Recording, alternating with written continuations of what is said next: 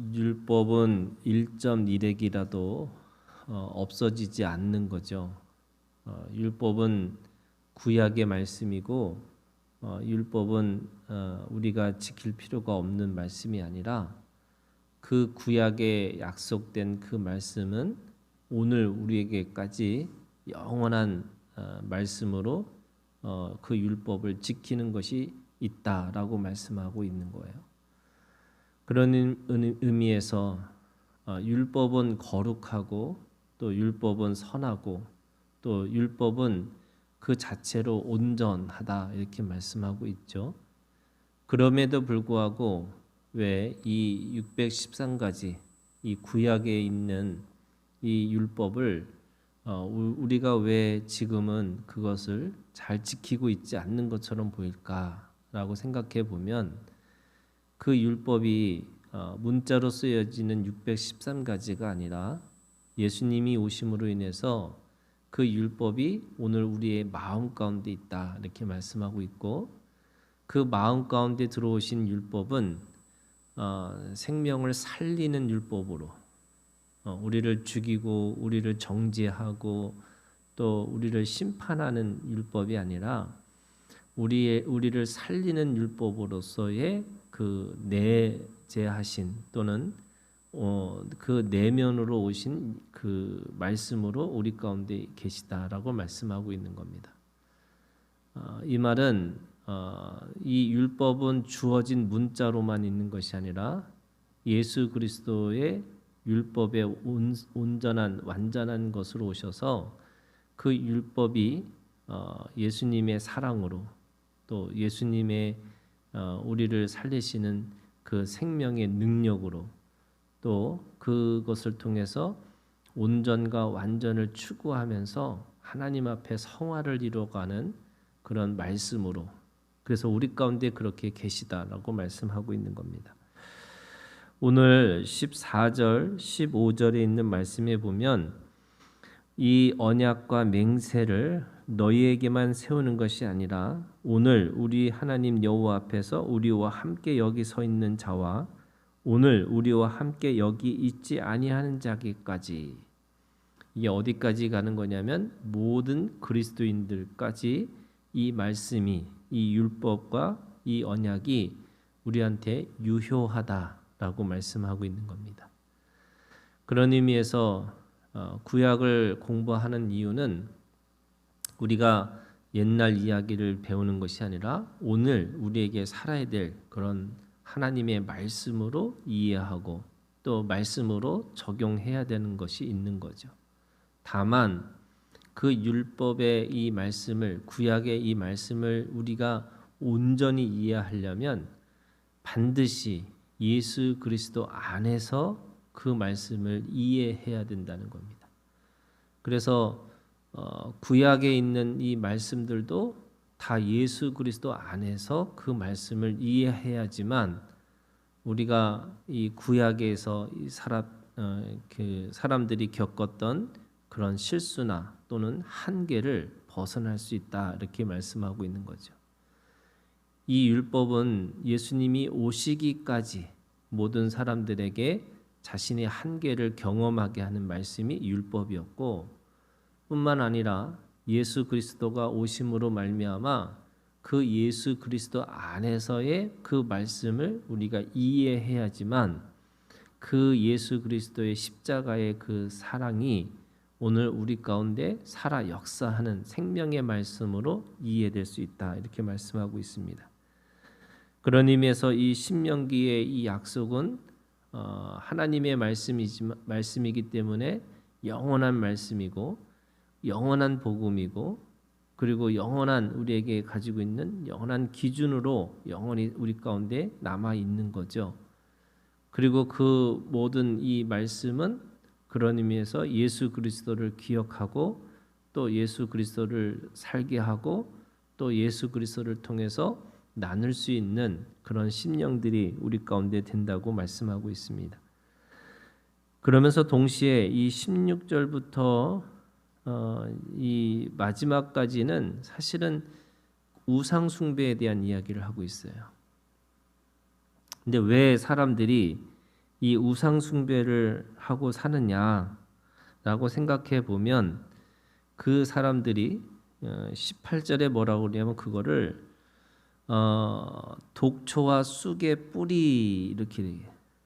그러니까 우리가 원래 그 마음의 뿌리에 이 아담의 원죄라고 하는 그 죄가 있기 때문에 그 안에 독초와 쑥의 뿌리로서 나타나는 그런 현상들이 있다는 거죠.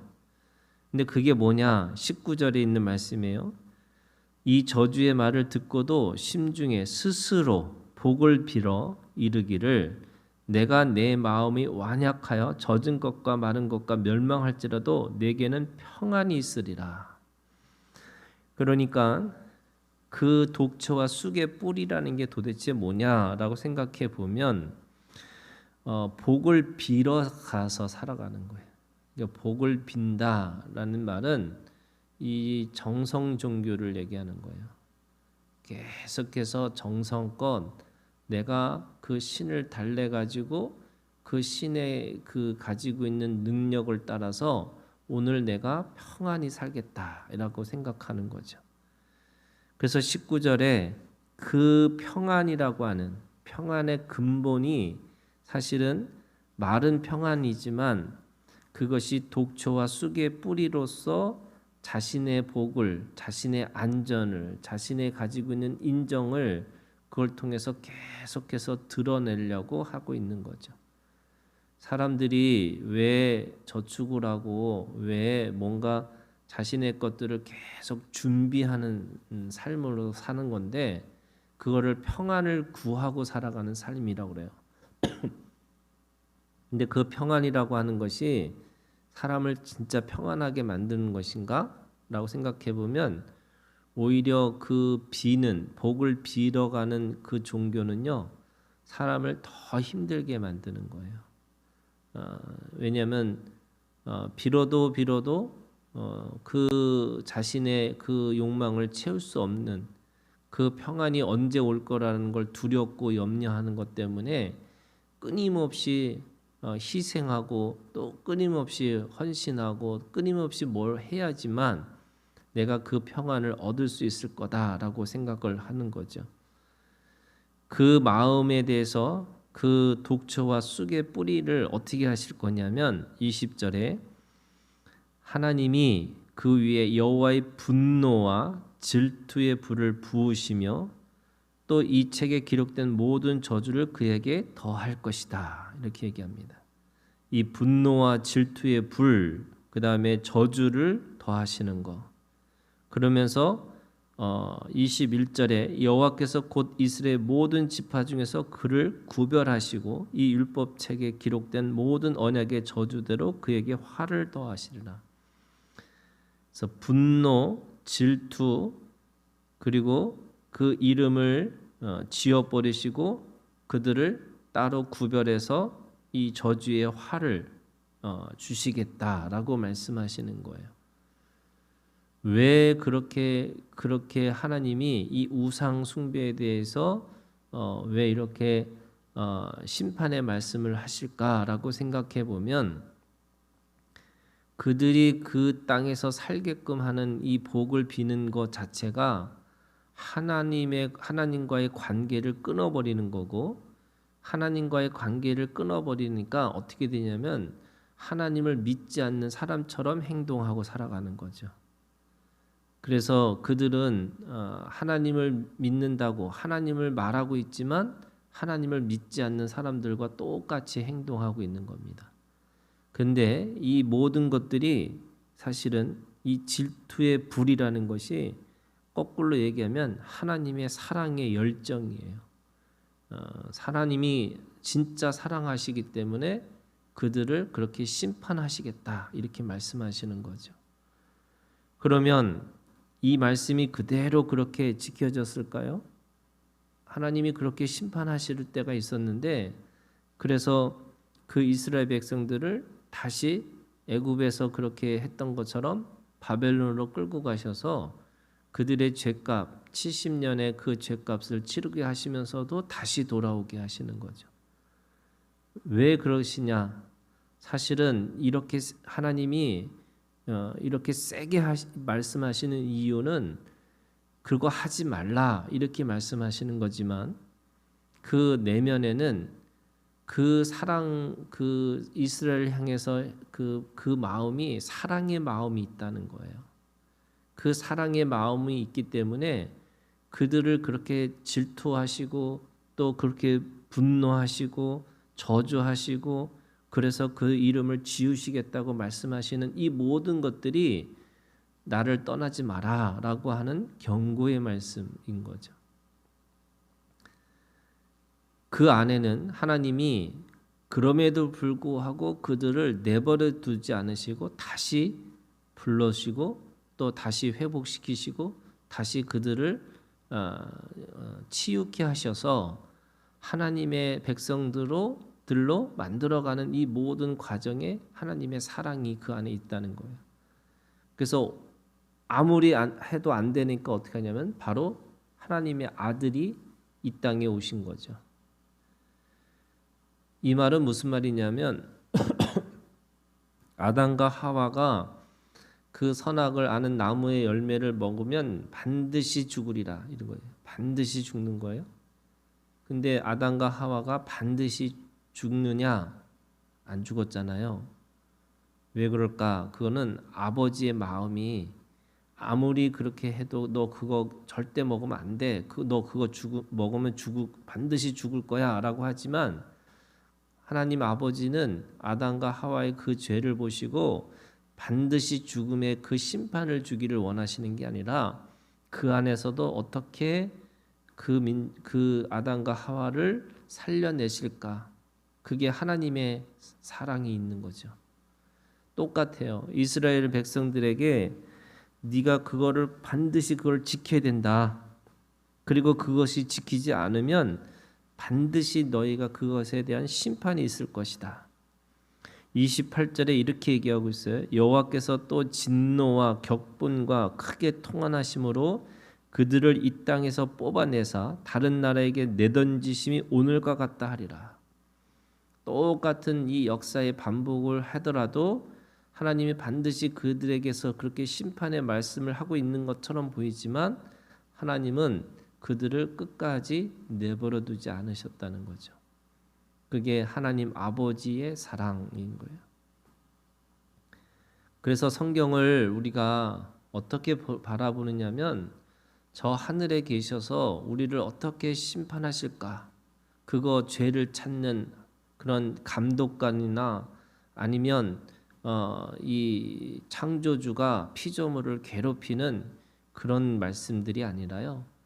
하나님 아버지가 되시고 나의 친구가 되시고 나의 신랑이 되시는 하나님.